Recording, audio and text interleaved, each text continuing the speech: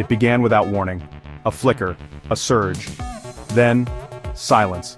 Across the United States, the hum of electricity died. Millions of homes plunged into darkness. It was 2:18 p.m. Eastern Standard Time on a Tuesday. Nobody knew it then, but the world had just changed forever. This was not a simple blackout. This was a catastrophic failure of the power grid. And it would last not for hours, not for days, but for months. Confusion reigned in those first few minutes. People stepped out of their homes, blinking in the unexpected daylight. Cell phones rendered useless were shoved back into pockets. A collective sense of unease settled over the nation. Little did they know, this was merely the calm before the storm. The first day was about to unwind in a terrifying cascade of events. The initial shock soon gave way to a chilling realization. This was not a temporary outage. As minutes turned into hours, the true scope of the disaster began to dawn on the American people. The intricate web of technology that underpinned their daily lives had vanished. The power grid, the invisible backbone of modern society, had been severed, and with it went the illusion of security and order that it provided. The initial hours were a maelstrom of confusion and fear.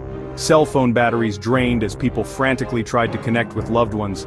Gas stations reliant on electric pumps stood idle, their tanks full of unusable fuel. Supermarket lines stretched for blocks only to be met with darkened checkouts, and the bitter truth credit card readers were useless.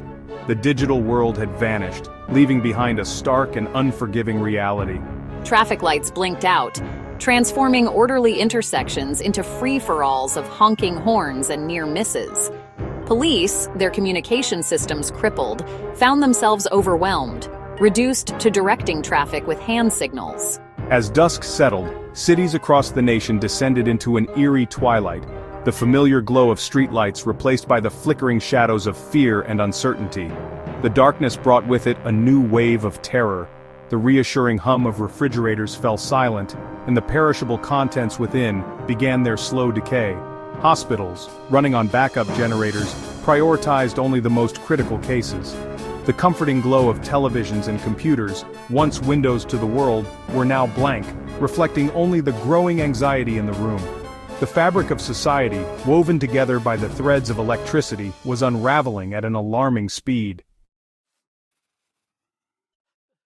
As days bled into weeks, the veneer of civilization began to crack.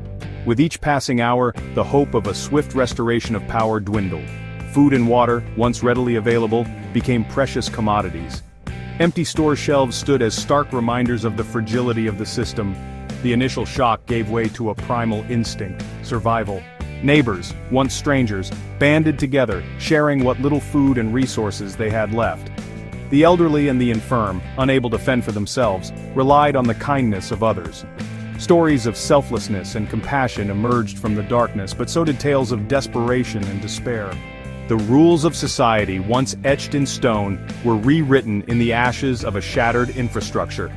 The absence of law enforcement became glaringly apparent. With communication systems down and resources stretched thin, police presence was scarce.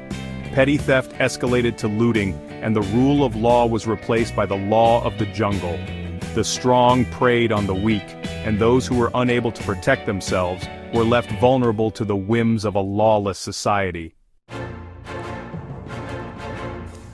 By the third month, a new order began to emerge from the chaos.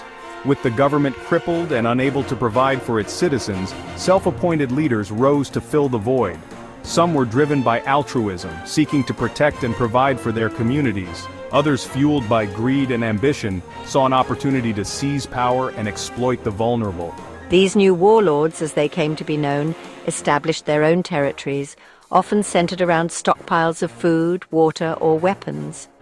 They demanded loyalty and obedience from those under their protection, often through brute force and intimidation.